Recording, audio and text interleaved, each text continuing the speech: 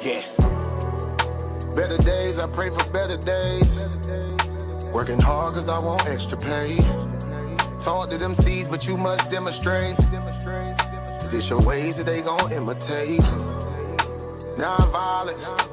Sometimes I wish I would've went to college. Frown proudly. Cause where I'm from, they hate you when you smiling. Your faith should be your gun. You can't leave home without it. The children being grown, cause all the parents acting childish.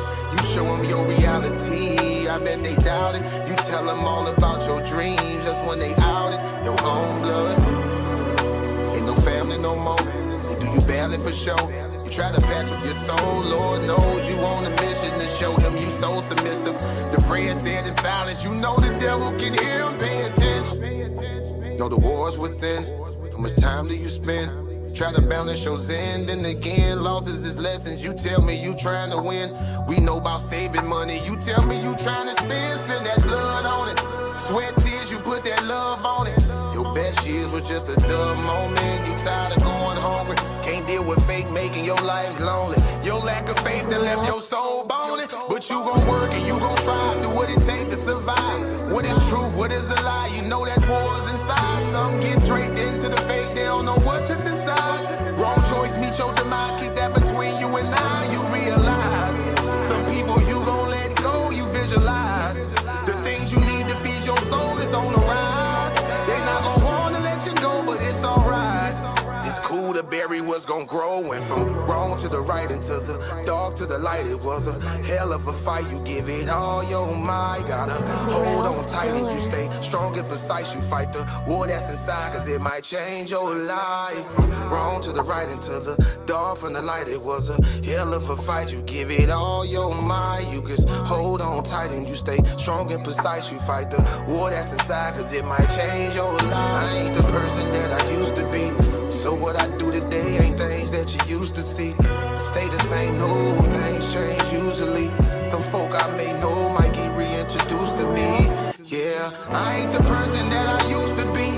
So what I do today ain't things that you used to see.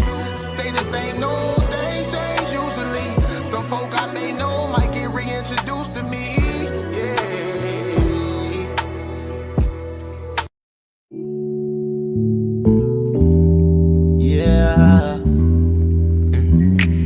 Don't be stressing on the dumb shit, cause God is gonna make a way. Just keep going and keep your faith, so you can win this race. This race called life, yeah, yeah. This race called life. This race called life, yeah, yeah. Race called life.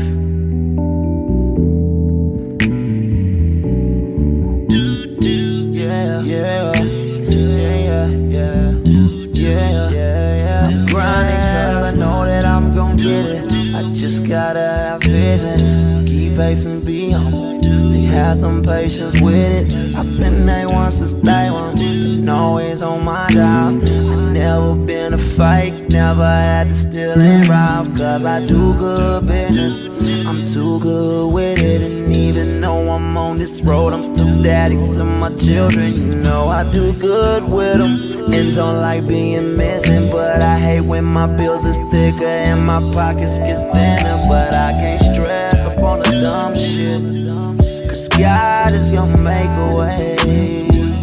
I keep going and keep my faith in my pace, so I can win this race.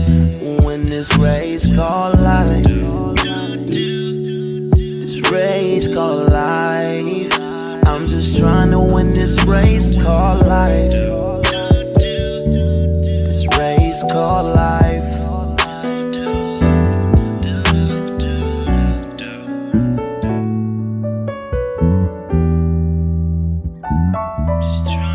This race called life, yeah.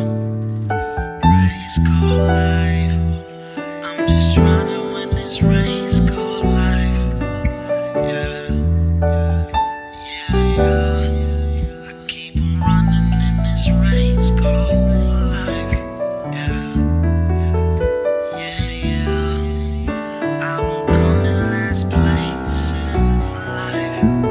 yes, yes.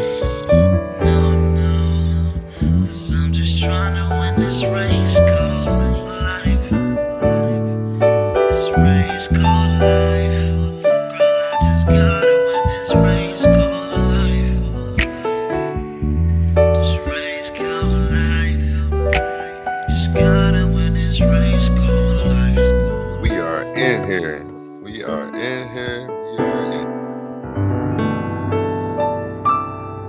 Peace to those who seek peace. Peace, hey goddess. The first one in the chat today. How you feeling today? Peace, Titan family. Peace to everybody in the Coliseum. I am excited tonight. Tonight, we're bringing you a debater who doesn't just argue points, she sets the standard. Hold on one second. Let me get this off of the screen so you can see what's going on over here. Okay, she doesn't just argue points, she sets the standard. Our guest is Naphtali, widely recognized as the best female Hebrew debater on the internet right now. When it comes to scripture, history, theology, and intellectual pressure, she doesn't fold, she fortifies. Her arguments are sharp, her sources are tight, her command of the Hebrew framework is unmatched. Naphtali represents more than a position, she represents discipline, scholarship, and conviction. Whether you agree with her or not, one thing is undeniable. When Naphtali steps into the debate space, the conversation levels up. So everybody in the Coliseum, let's give Naphtali a round of applause and a warm, tight, and welcome. How you feeling today? Shalom. Hey, Shalom, Masa Bless. How are you doing? Thank you for the intro. That was great. I appreciate it. I'm doing amazing. Thanks for asking. I'm excited about this episode. Me too. Everybody in the back chats has been waiting to see you. You're like a celebrity around these parts. Really? Well, they need to subscribe to my channel. Definitely. Actually, can you drop it in? Post a comment if you can, and I'll make you a moderator, and then you can post links in the chat. Yeah, So you'll be able to post appreciate it. Yes. Yes. And I actually, it's New School of Thought, correct? That's your page? Yes, it's Naphtali's New School of Thought. Everybody in the chat, go follow that and get your butts right back here. What we're doing today is a light interview, and she's going to show us a few slides, maybe from some past debates, just to show you guys some things that she's standing on, some of her work. And you know what we do. Let's get right into it. I don't want to hold the people up because they've definitely been waiting on this.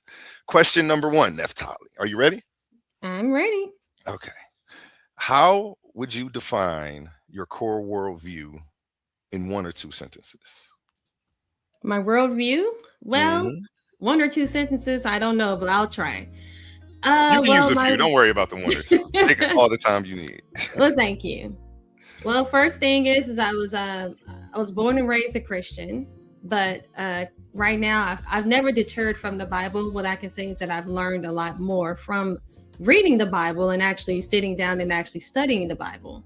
My stance is that I believe that the God of the Bible is the creator of all life. I believe I'm a young earth creationist. I believe the earth is 6,000 years old, and I believe that the Bible is the historical book of the children of Israel and the lost history of those people.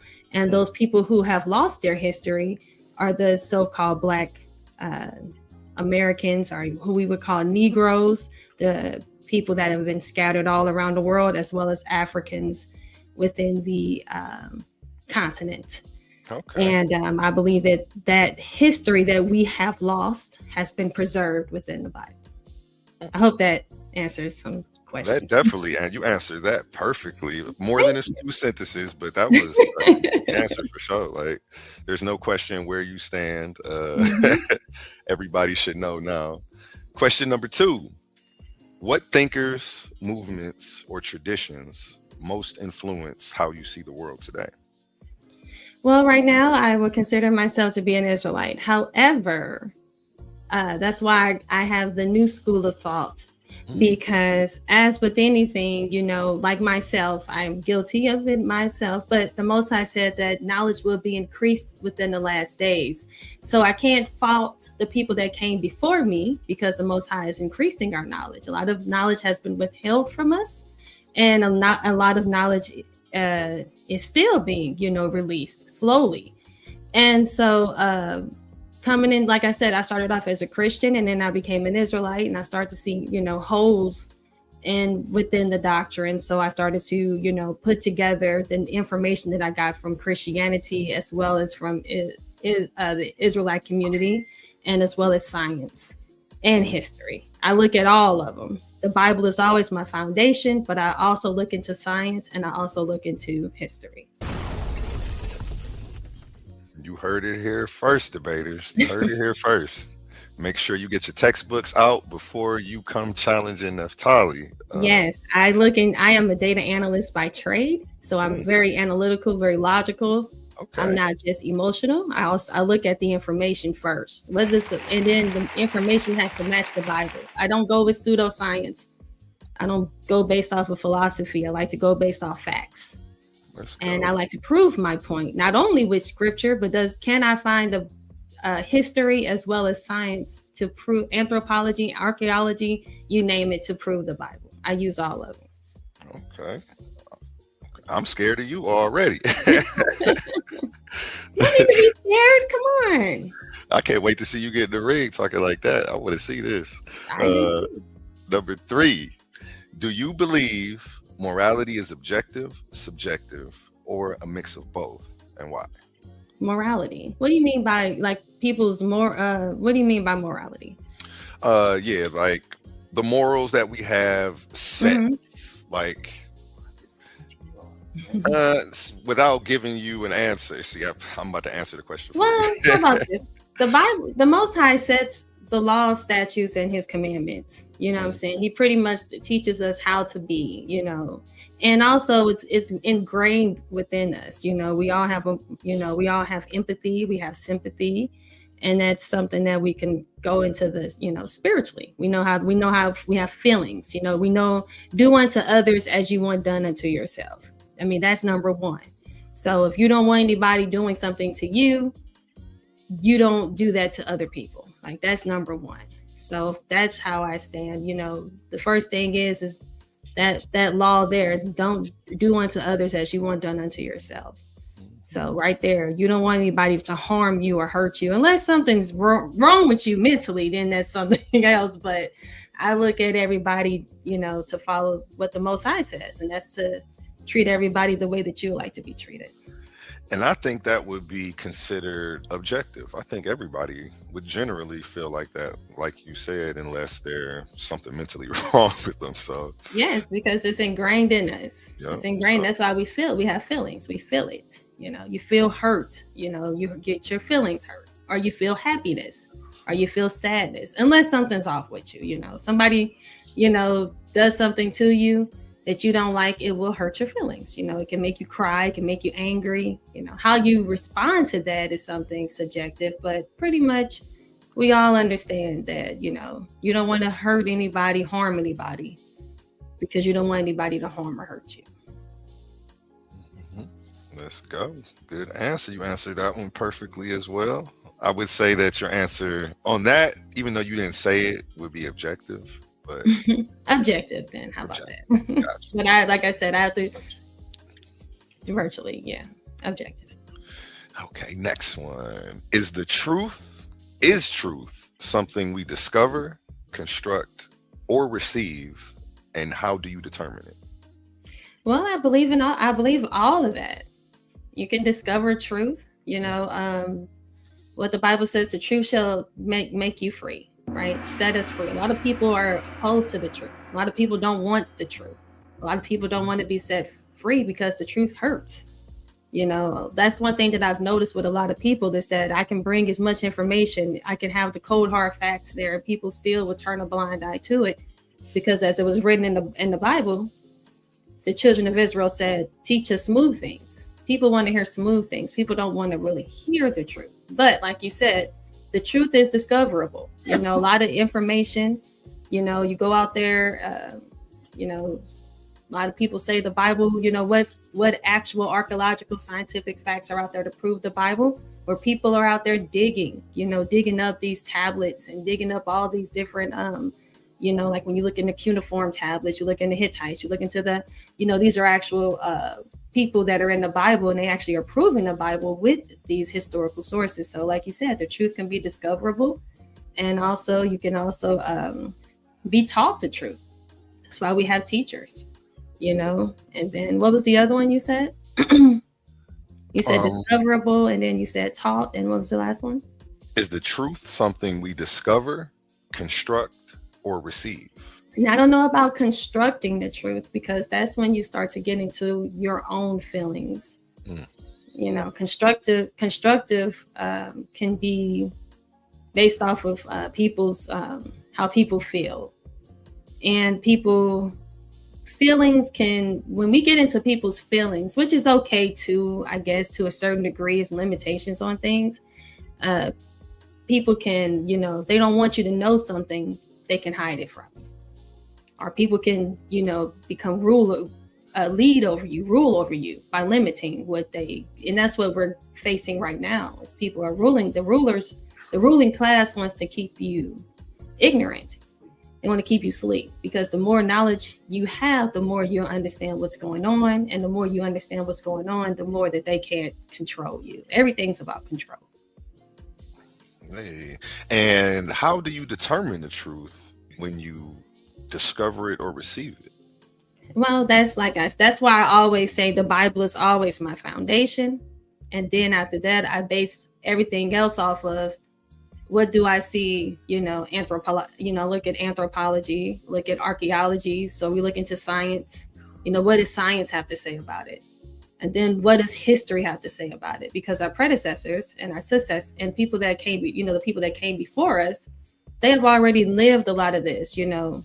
And then when you go look at things historically, they'll tell you, and then you look scientifically, it'll tell you, and then you can find it also. You'll be amazed what you can find in the Bible, as well as what you find in science, as well as history. How all of them, they, you know, people want to use science against the Bible, but it actually, believe it or not, proves the Bible. Let's go. We had one of the judges, shout out Il Doctorin. He says, can I come up and ask a question? You can, Il Doc. I'm not taking questions from everyone, but you are definitely welcome to hit that link. One of your future judges in the tournament. Definitely set the standard really high. Some of my best debaters were saying, man, your judges are real judgy. but they like it though. They like it because it's making them better. So okay. Next question, and I'm going to post them and actually put the questions on the screen so you can read them. Yeah, that'd be fine. Got you. Shout out Il Doc with the super chat. He says, when you're debating, how do you decide which points are worth responding to and which ones you deliberately let go because they don't matter as much? Well, when I'm debating, I try to respond to everything that I possibly can. I believe that if it's something that's if somebody it makes mention of it, if it's worthy to be made mention of, then it's worthy to, you know, have either correction, or I need to either confirm it or correct it. So if you ask me a question, you know, I'm not going to get up here and act like I know every single thing, but I'm going to try my best to try to find out what that find out to confirm or correct whatever that is that you're stating. So anything that's, you know, asked of me, or anything that is of doubt, or anything that I can use to prove my point even further, I'm going to make sure I respond to it either by correcting it or confirming it with sources, of course, and not anything pseudo. I don't like pseudo, and I don't like opinions too much. Facts over feelings. That's what she said. Facts over feelings. I like that. I'm gonna make a t-shirt. I'm gonna have to make that in my banner. Facts over feelings. It's not about how you feel. You know, a lot of people people tell me all the time, I don't like that. I don't care. It's not about what you like. It's about, is it true? That's what it's about at the end of the day.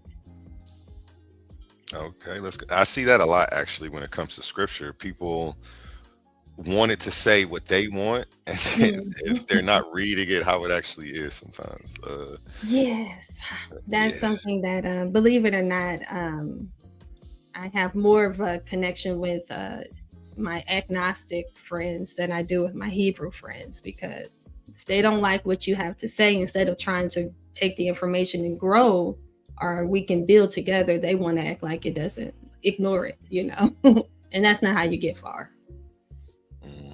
Let's go. Next question I got for you. What values are non-negotiable for you, even under pressure or criticism? What do you mean by values? What would you say 5 core values that you have are? Like mine would be like loyalty, respect, just like 2 words to name a few. Loyalty, respect. I agree with you with loyalty and respect. Understanding. I guess I don't know if that's the same as respect. Do you mean you expect people to be understanding with you, or Of course, yes.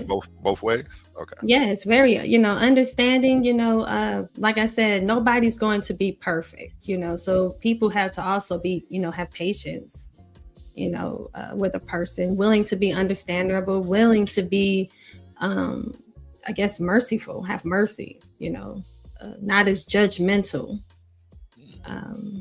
I consider myself to be a teacher, so a lot of people are very unknown. They don't know. So like I said, you got to be patient. You got to be willing to, sometimes you got to repeat yourself thousands of times, saying the same things over and over. I can tell you something this way and you still look at me and go, I still don't get it, but I'm going to keep working with you until I get you to understand. And then if I have to pull, I had this one guy, we had a nice conversation, and I literally had to pull out, many different sources. And eventually we got to the bottom of it. Now he agreed, but it hurt him to agree with me, but we got there. Because if I know I'm right, then I'm going to take some time and try to show you how. And sometimes, something is simple. Something may be simple to me, may not be as simple to the other person. I have to remember that. I definitely feel like you was advising me. I feel like I needed that advice. I don't know if anybody else in the crowd did, but yeah. On that. Yeah, you'll be surprised. Just because something is simple to you, just, like I talk about things and I say, I don't think people even know what I'm talking about sometimes. And somebody left a comment on Facebook and said, I don't know what you be talking about. I'm like, oh, okay. Well, yeah, you confirm what I said. So just because I know doesn't mean you know. And I don't know who said this, but the saying goes, I can teach it to you, but I can't understand it for you. I don't know who said that, but it's stuck in my head. Yes, that's true too. And sometimes, you can keep, like I said, I'll talk to you and then like I'll ask you. The first thing that I'm learning now is that what do I need to tell you to get you to understand what I'm saying? What do you need to follow me? If I can prove X, Y, and Z to you, and what is that? And if I prove X, Y, and Z to you, will you accept what I'm saying? And once I prove that to you, that's when I'll know if you're really concerned about the truth or you just are just up here trying to play a game. That's why I have to ask that person, hey, what is it that you need for me to explain to you for you to, to accept what I have to say? And if they say, well, I need this, I need that, and I need this, and I give that to you and you still don't accept it, that's when I know that it has nothing to do with the truth. It's just about you don't want to accept the truth. Because you can waste a lot of time with people, trying to teach them something when they just don't want to hear it. Yeah, I feel like one of the things I got good at in 2025 was learning to let people be wrong and not have to prove the truth to them the way I see it, at least. So that's why it's so easy to run the channel now. And people are always trying to bait me into debates and arguments, and it's like, I don't care what you think. We can share ideas, we can, but I'm not trying to convince you, convert you, any of that. So well, yeah, I get it. But when you are a teacher, you know what I'm saying, and you're trying to really, like right now, you're an agnostic, right? So if I was to be talking to you, I would try to, like I said, ask you, what's X, Y, and Z, And once I establish that with you, and then I get that all to you, and then I want to know what, what led you to what did you need to become this agnostic, and then what do you need to get out of it. And then once you tell me all of that, then I, put it all together and I present something to you. That's crazy. Nobody's ever asked me that. That's what I'm saying. I need to get out of it, because I have an answer for that. Nobody cares. They just want to tell me their point of view and how I'm No, see, I have to know yours. Like the last time I came onto your channel, when you had Priest, the pimp up here. I was not expecting you to say that after Priest. Priest the pimp? You funny. Pimping Priest? I don't know if it's such, but yeah, I know who you're talking about, though. Priest and the Pimpets? You caught me off guard. I wasn't ready. He be fresh. The boy be fresh, man. And Priest the pimp. I can't be mad at it. That boy be fresh, man. Pimping him. Anyway, what I learned, and I like to have fun. It's no disrespect to priests, because, like I said, being a woman in this truth is hard. Especially when you're going up against their doctrine. How dare you? Tell us that our doctrine is incorrect. But one thing about Priest, though, like I said, and I have to give him respect, is that he actually responded to me to debate me. You know what I'm saying? And even though he actually contacted to debate me, he actually reached out to me and said, would you debate me on polygyny? Shout out to him, man. That's what's up. Exactly. Now, mind you, I don't have a problem with polygyny, even though I don't see anything wrong with it now. I recommend it, especially not in this day and age, because women are protected. It's against the law here in the United States. Women are protected, but we're all adults. And if you have your agreements all settled out, then, hey, who am I to tell you what to do with your life? But like I said, he did at least acknowledge me enough to want to debate. The other ones, but I wanted to have Shout out Priest. The other was running for the hills. Oh my gosh, been called out my name, like I said, it's interesting. It's pretty interesting, because people get up here and they tell you, this is the hot seat. I want all questions. And then you come up there and like, I'm really trying to, bring something to your attention. And then you tell me, oh, I don't got time. It's like, well, I'm so sorry too. I was late that day, and he told me I had a time window when I booked him, and like I cut my own self short by being late. Yeah, I've been trying to reach this guy for a long time. Like, I wish I would have known. I would have let you know he was going to be up there. We could have started with your questions instead of the interview. And then I wasn't like too familiar. I had just gotten familiar with him, so I didn't know like he did like his whole podcast is pretty much Who Wants to Smoke, or I would have brought him over on Who Wants to Smoke. I kind of brought him over like, let's just do a light interview presentation. We don't need nobody attacking you. When that's like literally I didn't even want to attack him. No, not you, but like that's what he does though. He's like paying for it. He wants to smoke. So but that's what I'm saying. But I was on Garfield. I don't know if you know who Garfield is. I was on Garfield's channel. He came up to try to talk to me. Garfield was doing a video on me, talking about me, and I came up to defend myself, and he was up there. And it's like, okay, so I wanted to let's talk, and I've been trying to get, they block me in the comment section. No, like I said, I have no reason to use any foul language. I don't raise my voice. I'm really, like I said, a very intellectual person. I don't win that way. I want to know why you're teaching what you're teaching. Why do you continue to teach what you're teaching? You're teaching wrong. And you are. I don't like that. Most I don't like that. I like how you said that. I see you. Most I see you too.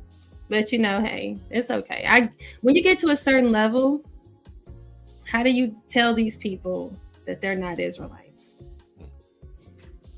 But that's your fault. Yep, it's hard to bring them back once they get so deep in. There's, people say there's something called spiritual Israel. So, Christ died. He did die for all. So, it's okay. But the thing is, and this is the other thing that I have a problem with, is the hypocrisy. This the information that you have on a certain group of people, let's say the Africans, mm-hmm. They fit the same narrative as the Native Americans, but they don't get the same recognition. They say, oh, well, they're Hamites. Okay, well, then why aren't they Hamites? It's just, I really want to build to try to understand how do you come to this conclusion and why? I can come up to my own, but I'm trying not to do that, because not only, let's just say, okay, you want to say the Native Americans and Hispanics, that's fine. But you're also putting down the Africans, though. You're putting down a whole group of them there and telling them that they're Hamites when they're not. So it's a lot of work that needs to be done. And like I said, that's why I said the new school of thought. And I'm trying to, it's like you're screaming and nobody's listening. And I know how you feel. You're like, I don't care what people feel, but it's like you're trying to wake people up, so it's not an easy job, but it's my dragon to slay. And I am, but not to the point of exhaustion anymore. Like I was the guy that'd be on the Facebook post typing on my phone for 4 hours about something like, and then I had to realize I can't keep giving my energy, because some people, they're not here to learn. They're here to troll, like you were saying, and you got to know who to give your energy to.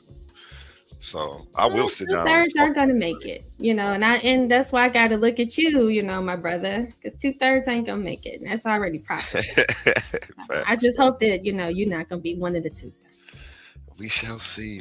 We're gonna get to that. Hopefully, if you come back and interview me, we can get into some of those topics and whatever. Okay. And we have a question from the comments. Burns the L. That's Anu. He's one of the debaters in the tournament. He asks, how do you define what is divine, and how do you define spirit?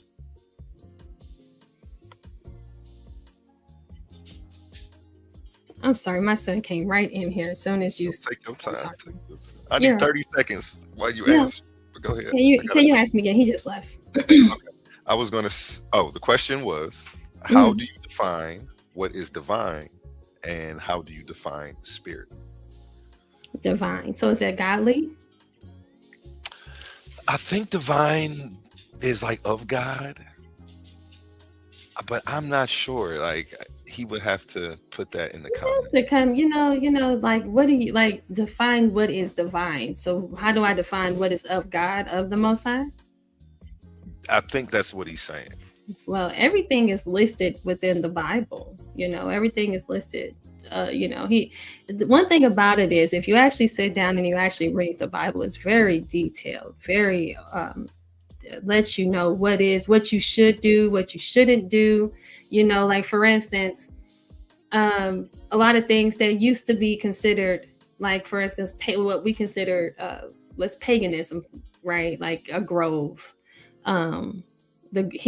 At the beginning, he told everybody to build groves, but then he took the groves away. He said, do not do that anymore. They used to erect the pillars. The pillars used to be something that was divine, but then he told them, do not do that anymore. So it's a lot of stuff that it tells you what is divine and what is not. So, pretty much he's taken away a lot of things, because a lot of the pagans, are what we would like to call Babylonians, took that stuff and they started to corrupt it. So a lot of things that there aren't really anything, there really isn't anything besides the book, that we would consider to be divine, besides the Most High. It's just, like I said, it's really simple, because he's taken away all those things, because all those things, man couldn't control themselves, and they used it for evil. So I hope I answered that person's question. They need to come up here and specify a little more for me. Shout out Anu. Come on, talk to me. Hey, she said, come on up. Decorum 110, of course. We're not debating today. We're keeping it light. We got the jazz playing in the background. Next question. Do you identify with a specific religion, I already know that. I'm sorry. I wasn't supposed to ask that one. Oh, that's okay. If did they come in late? Do they not know? Well, if you want to answer for the people Yeah, that's who may fine. not have caught on already from the first 10 questions, go ahead. A lot of people probably, we've been in. People are coming in all the time. Like I said, that's why I'm very patient. I don't mind. Guys, if you don't know who I am, I'm Naphtali Israel. I am an Israelite. I believe that the so-called Negroes are the true children of Israel. They are the lost tribes of Israel. They are the people of the book. I believe in the Bible. I believe that the God of the Bible is the one that created the heavens and the earth. And I believe that the earth is 6,000 years. Yes, I do. I believe all those things. So if you want to debate me on any of those topics, let me know. And yes, I said 6,000 years. 6,000 years. Yes, I did. Old. I said it. And I'm sure she's got the sources and presentation already ready. I like have tons of stuff. I just hope you have things to prove that the earth is not. Let's go. Next question. Do you believe sacred texts are literal, symbolic, inspired, or purely historical?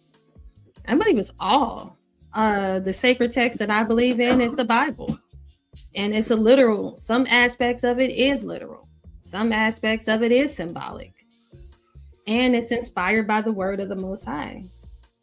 And some is allegorical. And a lot of it is history. I don't know if you guys heard me say this, but the Bible is the lost history of the children of Israel preserved.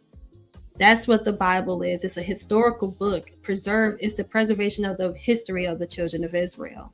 Because there's a group of people who are the Negroes who have lost their history. We don't know where we come from. We don't know what happened. We don't know why it happened, And the Bible explains all of it from the beginning all the way down to what's going to happen at the end. Isn't he an awesome God? I tell you. I mean, we took the time to make sure we have our history, even though it was removed from us. And it's preserved very well in the Bible. Hey, and we have King Jay on the panel. We're not doing the open panel, but we are taking questions. She is going to be debating on the channel. So I see this black man over here. He says, "What is so bad to be a descendant of Ham?" Can I answer him really quick before I talk to the brother? Go ahead. I didn't see who that was. Go ahead. What's going on, indigenous black men? There is absolutely nothing wrong with being a Hamite. Okay. You know why there's the Hamites, it's very racist. It's backed off of racism. But when people actually, that's why I say people who talk about Ham to me, I can tell if you actually read the Bible, because the Hamites never went into captivity. They never went into slavery, and they're the ones who actually built everything. So I don't know, that's how you'll know if somebody actually read the Bible, because the Hamites, the land of Canaan was said to have buildings that reached up to the sky. And when you actually go look at the historical sites in Canaan, they actually have buildings that look like skyscrapers that are over 2,000 to 3,000 years old. And they said that it was the land of milk and honey. Why was it the land of milk and honey? Because it was when the children of Israel defeated the Canaanites, they couldn't even defeat them. The Most High had to come in and fight them because they were so powerful. They couldn't even defeat these people. These people were powerful. They were strong. They were smart. The ones who invented iron. Okay, so yes, there's all this, when you look at the pyramids, the center of the earth, okay, the pyramid, I believe Giza is in the, how do they know that? So like I said, I don't just go based off of emotion. I actually go based off of historical and science. And the thing is, the Hamites were not these people that were just out here pounding on stone and clay and talking about ooga booga and walking around with plates in their lips. No, that's not the Hamites. That's not them. And if people want to talk to me about that, come on up. But but also you got to think about the Hamites weren't cursed. It was actually Canaan. And if we want to talk about the Canaanites, that's another, that's another topic. But and that's what I specialize on actually is Canaan. That's my thing is Canaanites. So that's one thing I talk about is Canaan. Yeah, I think you were challenging Priest on Canaan. You may have some in the building. What you say? You said what that? I think you were challenging Priest on Canaan. Yes, I was, because that's the Canaanites are the most. The thing about Priest is, I watch him. I sit back and watch some of his presentations. He understands. A lot of them understand. They're starting to wake up. They're watching me, okay, and they're starting to see what I'm saying because I utilize text-based support. Right, we learned that in school, and I utilize non-pseudo sources. And when you look into the Canaanites, like I said, if you actually care, so you have to care.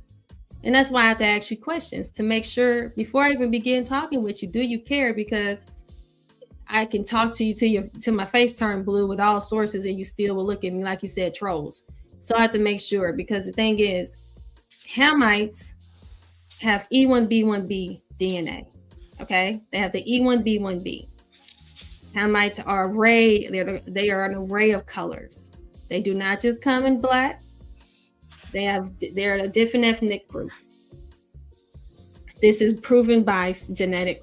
This is proven by location. This is proven by science. E1B1B is the Hamitic haplogroup, because they've actually dug these people up and found they found the Phoenicians. These are real historical people. They actually existed. The Egyptians, you know what I'm saying? They found them.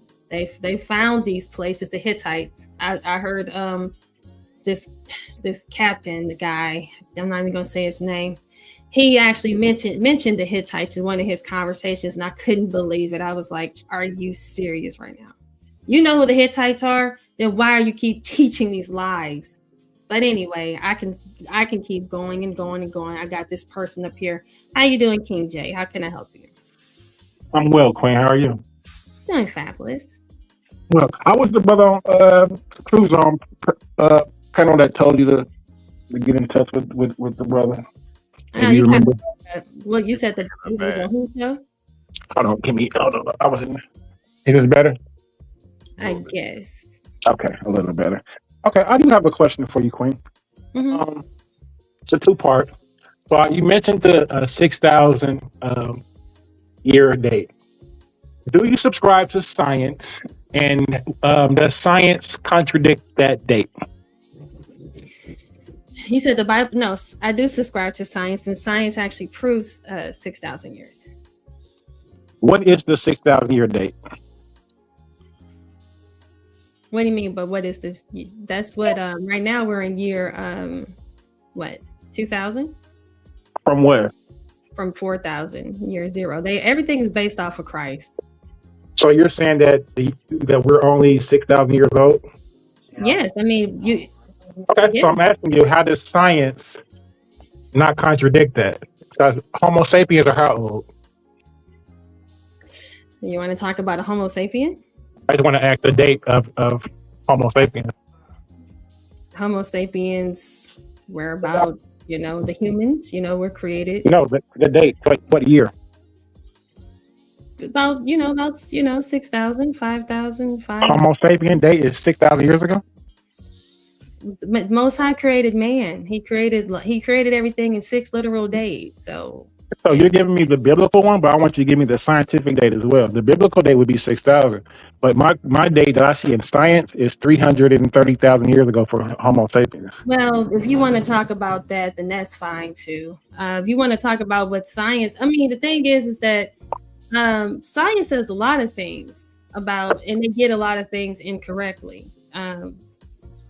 They say, and that's based off of what method of dating are they utilizing to find and what species are you referring to as far as the first human? The first Homo. Hominid, Homo erectus, those things. The first the hominid to experience bipedalism. They also say that dinosaur bones are millions of years old, but they find soft tissue. Right. Dinosaur That's bones. why I asked you. That's why I asked if you subscribe to science or not. Yeah. So you do subscribe to science or not? EJ, you're breaking up bad still. Okay. And slow it Well, down. she answered, Slow it down so she can get her answers all the way out. well, yeah, I was just trying to get an understanding because she said she did subscribe to science, No, I don't but then, subscribe to pseudoscience. I don't know if you heard that. I don't this a lot of science. There's something called observational science, and yeah, then there is there's theories. A lot of things mhm. that you're quoting is theories. I like to go based off of things that are actually proven and that are actually facts. Okay. I have one question before I get off. Observable science. That's observable. Is there any science that you subscribe to that has a date of over 6,000 years in regards to creation of the world?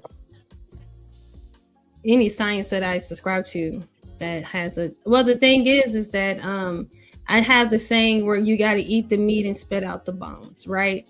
So I could utilize a footprint, something, but that they may date the footprint at 100 billion years old. That doesn't necessarily mean I won't use the footprint.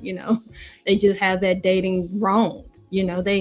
It's a lot of agendas going on, and a lot of people have that. Like I said, I have actually presentations where I actually showcase, like for instance, the Earth to the sun.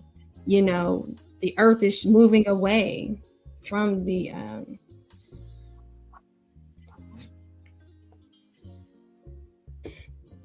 like I said, the moon, not the Earth, the moon to the sun. Excuse me, the moon is moving away from the sun. So the thing is that it's a lot of sources that I actually have that I can actually pull out to prove my point and utilize actual science, not even touch the Bible, but just actual science.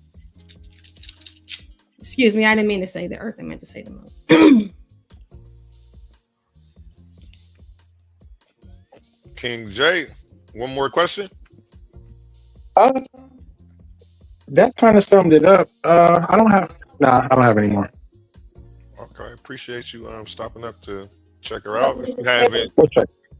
if you want to do any refutations or anything, hit me up. We'll make sure. Would you want to debate that, Naphtali? You want to debate the age of the Earth? I would argue that science does not agree with that 6,000 year creation date that you're giving. Science doesn't agree with it, but I need you to have actual how old is the Earth, and you got to utilize. Yeah, I'm gonna use it. So you're gonna use the Bible as your dating system, correct? Everything's about what we can prove. Okay, so the thing is that it's not like I said. Is God tangible? Hold on. So the thing is that what the Bible says, I have to actually have real observable information to prove that the Earth is 6,000 years old.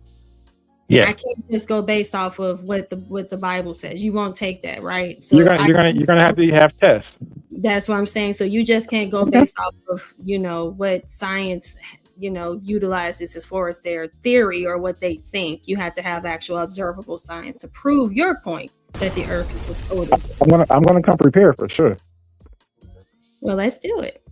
Let's do it for sure. I'm excited. I would like to. All So, right. Well, we can talk about it more. All right, for sure. I appreciate it. I appreciate the time on the panel. I just wanted to jump on and ask a quick question. A1, go ahead. All right. Sounds good.